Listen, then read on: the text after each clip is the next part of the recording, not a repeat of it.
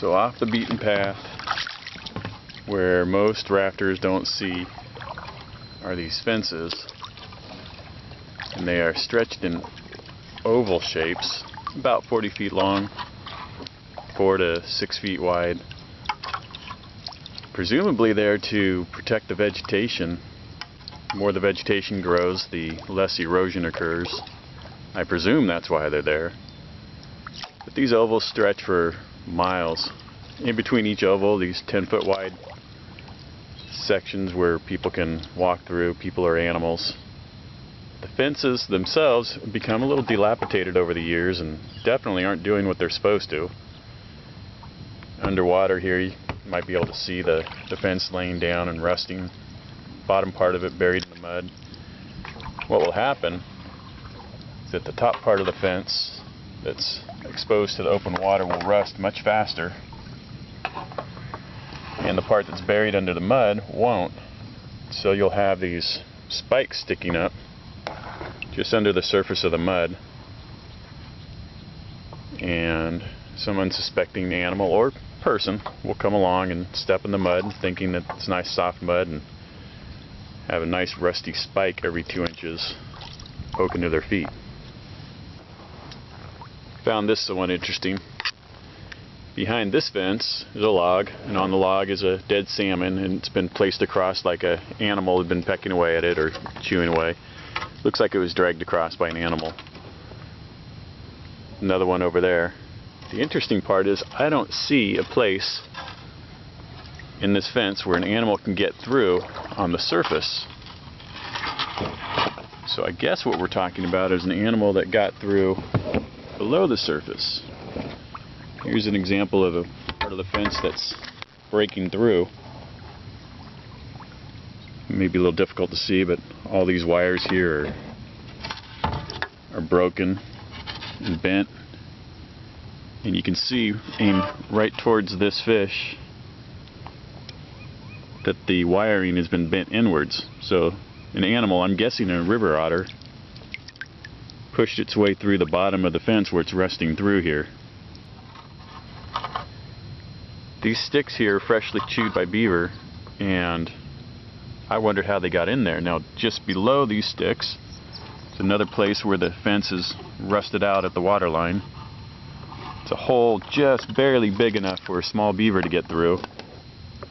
See, it's bent inward, so a beaver had to fight its way through to get in there. These rusty spikes are sticking down.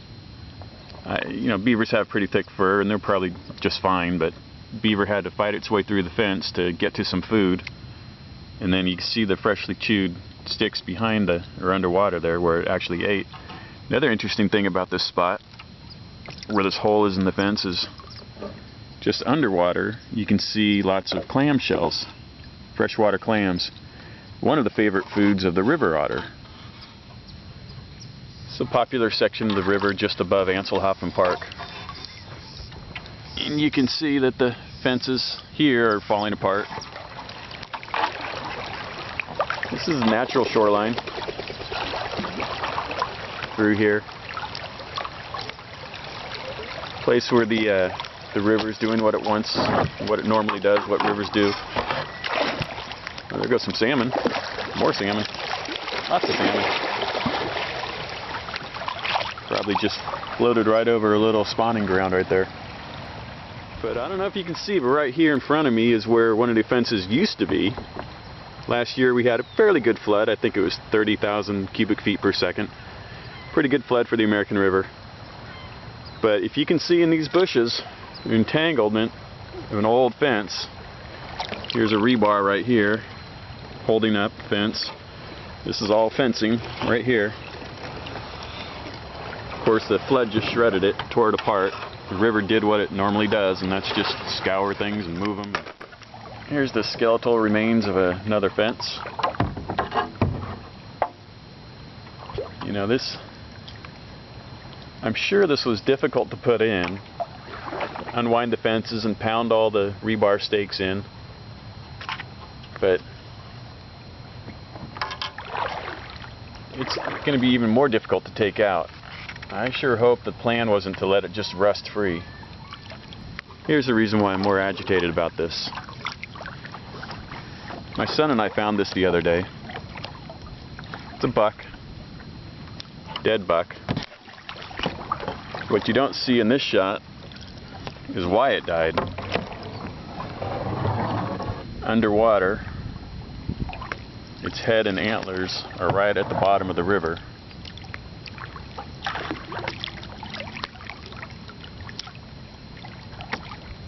Nice, beautiful 5-point buck. I'm trying to get in position for here, for you to see, is the wire fencing wrapped around its antlers. What happened to this buck was it was trying to get to some vegetation that was protected by the fencing. Got its antlers tangled up in the wiring. Tried to get free and of course got tangled worse. And at some point, after dragging the fence around for a while, it tried to swim across the river, and of course the fencing would drag its head underwater. That's what I think happened to it. And here it lies, floating in the river, right across from a nature preserve, Epi Ya. And it is just 20 feet away from fencing.